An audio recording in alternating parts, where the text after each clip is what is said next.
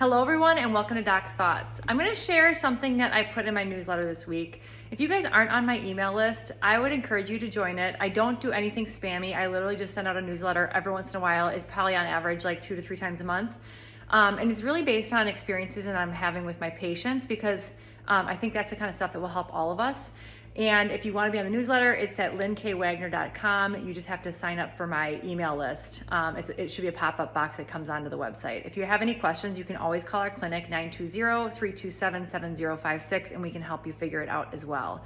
But anyway, I want to talk about an experience I had in the urgent care over the weekend. So I obviously changed names, I changed sexes, I changed a lot of details so you would never be able to identify the patient. But basically, I was working in the urgent care over the weekend using my emergency medicine hat, and a man came in who was having a really difficult time breathing. His oxygen saturations were in the 80s, so pretty low.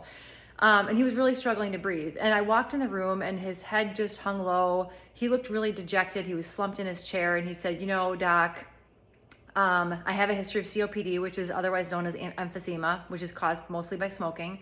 He said, "I'd been really doing well for a couple of years. I stopped smoking, and in the last month, I picked up smoking again." And so he really said, I'm sorry I'm taking up your time. I know this is all self-inflicted.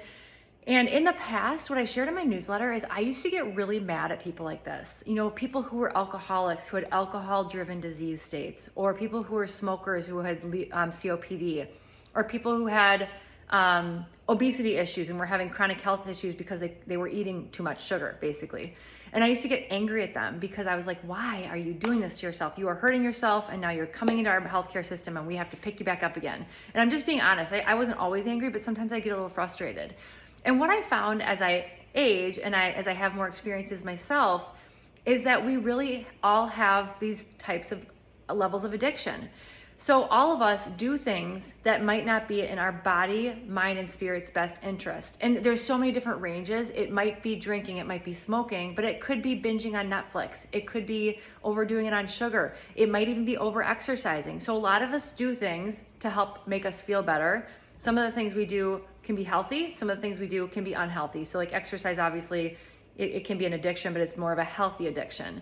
But we all have these addictions that we use to make ourselves feel better. And why do we need to make ourselves feel better? Because we all have hurts. You know, we've all had traumas. We've all had hurts. Everyone wants to feel better. It always feels good to have a little bit of a dopamine kick, right? So it's very natural. It's very much human nature. So my whole point of the story is the way that event turned around for me with this patient in the urgent care is instead of just giving him a quick answer and saying, "Oh yeah, I'll give you a breathing treatment, get you on your way," I said, I get it. I said, addictions are tough, and nicotine is really one of the toughest addictions that are out there. So don't beat yourself up. Don't shame yourself. You're only going to hurt yourself more if you start thinking negatively about yourself. Instead, let's just turn this around, get you feeling better, and pick yourself up and keep working on yourself and making yourself a better person. And I swear to God, it was like he was plugged in. His shoulders lifted up, his eyes sparkled a little bit more. He had eye contact with me. And by the time he left, he was reading the paper, whistling in the room, and he walked out. I don't know what will become of this patient. I don't know if he will stop smoking, but I can guarantee you he has a damn better chance of quitting because he had support and he's not shaming himself as much anymore. The point is not to say that I'm this awesome doctor and I have this awesome way of taking care of patients. The point is, why don't we do this more with ourselves? Why don't we do this more with our loved ones? And if you're in a patient care role, why don't we do this more with our patients? So that's the thought for the day. I love comments from you guys, so let me know what you think, and I will talk to you again soon.